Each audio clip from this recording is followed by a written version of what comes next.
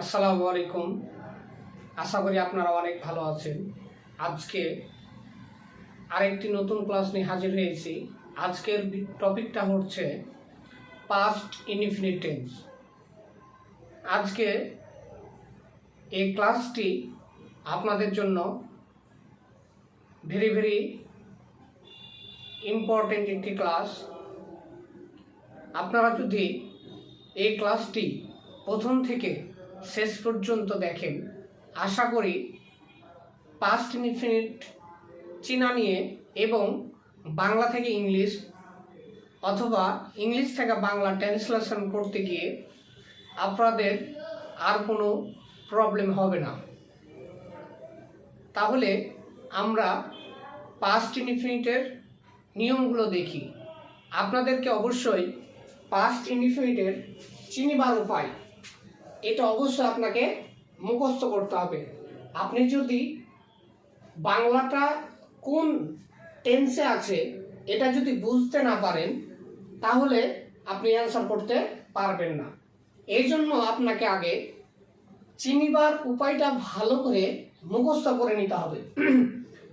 যেমন আমি লিখেছি এখানে বাংলা ক্রিয়াপদের শেষে ল, লে, লো, লাম অথবা ইয়েছিলাম, ইয়েছিলেন, ইয়েছিল, জাস্ট ছিলাম, ছিলেন, ছিল, এইগুলোর আগের ওয়ার্ড মানে বর্ণটাতে যদি একার থাকে, ছিলাম, ছিল, ছিলেন, এইগুলোর আগের ওয়ার্ড মানে বর্ণটাতে যদি একার থাকে তাহলে পাস্ট ইনডিফিনিট থাকবে, অথবা ল, লে, লাম যদি থাকে তাহলে পাস্ট ইনডিফিনিট টেন্স হবে। এবার গঠনটা মুখস্থ করতে হবে। গঠনটা কি? তাহলে গঠন প্রণালীটা হচ্ছে ইংলিশের সাবজেক্ট, ভার্ব প্লাস হচ্ছে অবজেক্ট অথবা এক্সটেনশন। এখন কথা হলো যে আপনাকে ভার্বের যে তিনটা ফর্ম আছে এই তিনটা ফর্ম অবশ্যই মুখস্থ করতে হবে। Present form, past form, past participle form. আপনার যদি মুখস্থ না থাকে তাহলে আপনি অ্যান্সার করতে পারবেন না। আরেকটি বিষয়, বাংলাতে ক্রিয়া সবসময় কোথায় থাকবে? শেষে থাকবে। কোথায় থাকবে? শেষে। আমরা বাংলা ক্রিয়াপদের শেষে, এটা হচ্ছে ক্রিয়াপদ মানে ভার্ব যেটা বলা হয়, এর শেষে ল, লে, লাম অথবা লো, ইয়েছিলাম, ইয়েছিল, ইয়েছিলেন, এই সব কথাগুলো যদি থাকে তাহলে পাস্ট ইনডিফিনিট টেন্স হবে। আমি আপনাদেরকে কয়েকটি এক্সাম্পল দিয়ে দেখিয়ে দিব কিভাবে পাস্ট ইনডিফিনিট টেন্স করতে হয়। দেখেন, আমি একটি চিঠি লিখলাম, তাহলে আমিটা হচ্ছে সাবজেক্ট, এটা হচ্ছে অবজেক্ট, এটা হচ্ছে ভার্ব। তাহলে এখানে কি আসছে বলেন তো? লাম। তাহলে আমরা জানি যে পাস্ট ইনডিফিনিট হবে তখনই যদি ক্রিয়াপদের শেষে লাম থাকে। তাহলে প্রথমে আমাকে সাবজেক্ট বলতে, সাবজেক্টকে আমি, আমির ইংলিশ কি? আই। এরপর সাবজেক্ট হলো, তারপরে ভার্ব, ভার্বকে এখানে লিখলাম, তাহলে লিখার ইংলিশ কি? রাইট, রাইট, রোট, আর একটা হচ্ছে রিটেন। তাহলে আমার ভার্বের কয় নাম্বার ফর্ম? 2 নাম্বার। মূল ভার্বের পাস্ট ফর্ম, মূল ভার্বের পাস্ট ফর্ম। তাহলে আই রোট একটি, এই জন্য আমরা দেবো এ। তাহলে চিঠির ইংলিশ কি? লেটার। তাহলে I রোট a letter, I রোট a letter. তারপরে দেখেন সেকেন্ডটা, সে মাঠে ফুটবল খেলেছিল। আমি বললাম যে ছিলর আগের বর্ণটাতে যদি একার থাকে, কি থাকে? একার। সহজ একটা চিনার মাধ্যম সেটা হচ্ছে যে ছিল, ছিল, ছিলেন, এইগুলোর আগের বর্ণটাতে কি থাকবে? যদি একার থাকে তাহলে কোন টেন্স হবে? Past indefinite. তাহলে সে ইংলিশ কি? হি। ভার্ব, ভার্ব হচ্ছে খেলেছিল, খেলের ইংলিশ কি? প্লে। তাহলে প্লে, প্লেড, প্লেড। এর কিন্তু পাস্ট ফর্ম আর পাস্ট পার্টিসিপল ফর্ম একই।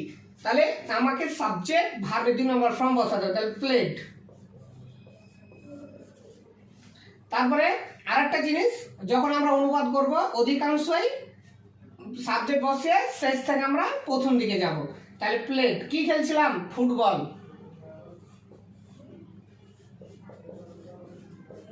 কোথায় খেলছিলাম? মাঠে। তাহলে হলো ইন দা ফিল্ড। একটা জিনিস স্টুডেন্টরা ভুল করে, আমি যখন পড়াই তারা কিন্তু এই ইন দা কথাটা বসাই না,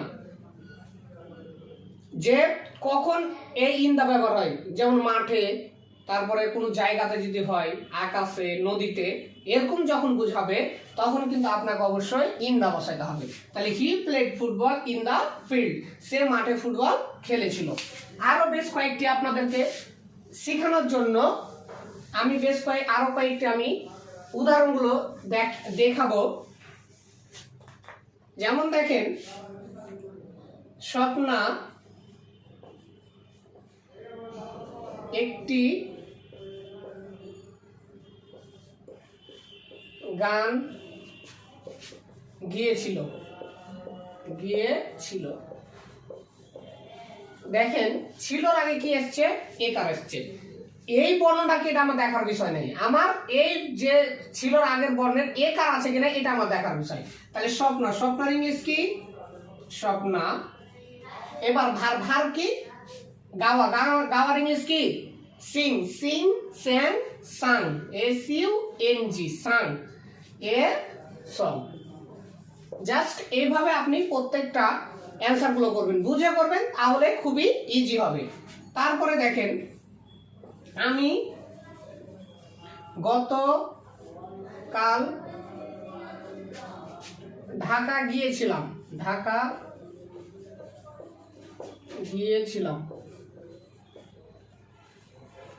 এখন দেখেন, তাহলে ছিলামের আগে কি আসছে? এই যে একার আসছে। তাহলে একার যখনই আসবে তখন এটা আমি কোন টেন্স মনে করব? Past indefinite. আমি ইংলিশ কি? আই। তারপরে ভার্বকে গিয়েছিল, যাওয়ার ইংলিশ কি? গো, ওয়েন্ট, গন। তাহলে ভার্বের কয় নাম্বার ফর্ম লাগবে? 2 নাম্বার। তাহলে আমি লিখবো ওয়েন্ট টু ঢাকা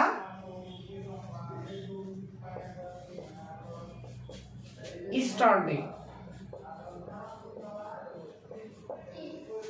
এইভাবে আমি প্রত্যেকটা অ্যান্সার জাস্ট বুঝে আপনি যদি এগুলো পড়েন, আপনার কাছে খুবই সহজ মনে হবে। পাস্ট ইনডিফিনিটের গঠন কি? সাবজেক্ট প্লাস ভার্বের 2 number form plus object. Past indefinite চিনব কিভাবে? বাংলা ক্রিয়াপদের শেষে ল লেলাম অথবা ছিলাম, ছিল, ছিলেন যদি থাকে তাহলে কোন টেন্স হবে? Past indefinite. এইভাবে আপনারা যদি মুখস্থ করেন তাহলে খুব সহজে পাস্ট ইনডিফিনিট শিখে ফেলবেন। আরেকটা জিনিস, আপনি জাস্ট এখানে কি আছে? স্বপ্ন আছে, লিখলেন, মানে এখানে সাবজেক্টটা চেঞ্জ করে, আমি লিখলাম, তুমি লিখলা, আমরা লিখলাম। এইভাবে আমি সাবজেক্ট ভার্ব চেঞ্জ করব, তাহলে কিন্তু আমরা অনেক সেন্টেন্স গুলো তৈরি করতে পারবো। আমি আরো কয়েকটি আপনাদেরকে দেখাচ্ছি।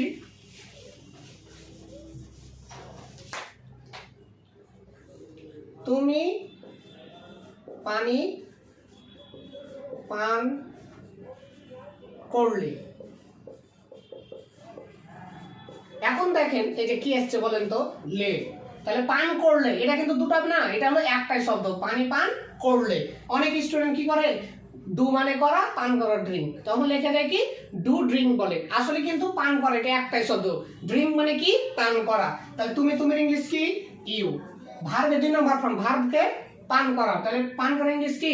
ড্রিঙ্ক। ড্র্যাঙ্ক,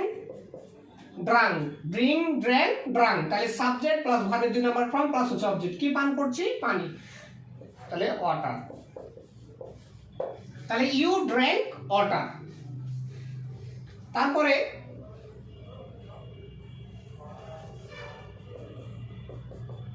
নেক্সটে,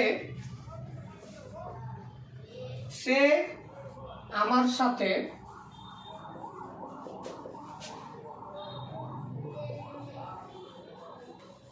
সাক্ষাৎ করলো। এখন দেখেন এখানে কি আসছে বলেন তো? লো আসছে। আর ভার্বের শেষে যখন লো থাকবে তখন কোন টেন্স? Past indefinite. তাহলে শেষের ইংলিশ কি? হি। বাংলাতে সাবজেক্ট সবসময় সেন্টেন্সের শুরুতে থাকে, ইংরেজিতে সেম টু সেম, সাবজেক্ট প্রথম হবে। তাহলে হি, সাক্ষাৎ মানে হচ্ছে মেট, ডাবল ই দিলে প্রেজেন্ট ফর্ম, আর একটা ই দিলে পাস্ট ফর্ম। কার সাথে? তাহলে সে আমার সাথে, তাহলে হি মিট উইথ মি।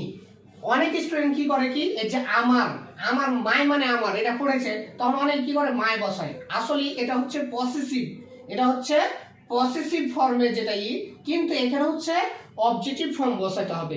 এটা তখনই মাই হবে যখন আরেকটা নাউন থাকবে। যখন পসেসিভ ফর্মগুলো সাধারণত নাউনের আগে ব্যবহার হয়, যেমন হলো কি মাই বুক, আমার বই।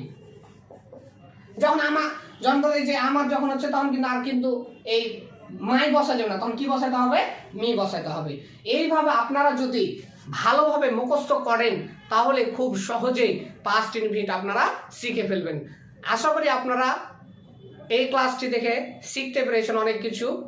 এই জন্য আর ক্লাসটি দেখার জন্য আপনাদেরকে সবাইকে ধন্যবাদ। আসসালামু আলাইকুম ওয়া রাহমাতুল্লাহ।